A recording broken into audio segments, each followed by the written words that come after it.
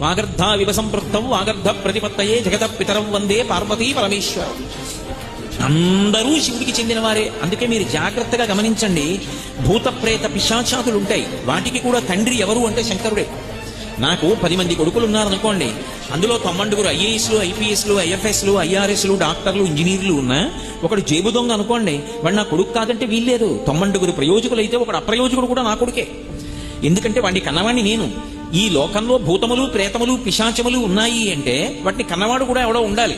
ఆయన పరమశివుడు తప్ప వేరొకడు ఎలా అవుతాడు? అందుకే ఈ సమస్తమైన భూతగణములకు కూడా తండ్రి ఎవరు అంటే శంకరుడే.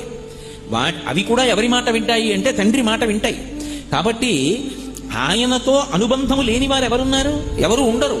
అందుకే శంకరాచార్యుల వారు కాశీపట్టణానికి వెడితే అన్నపూర్ణమ్మ దగ్గరికి వెళ్ళి మాతాచ పార్వతీదేవి పితాదేవో మహేశ్వర బాంధవా శివభక్తాశ్చ స్వదేశో భువనత్రయం అన్నారు. మా అమ్మ పార్వతీదేవి, మా నాన్నగారు పరమ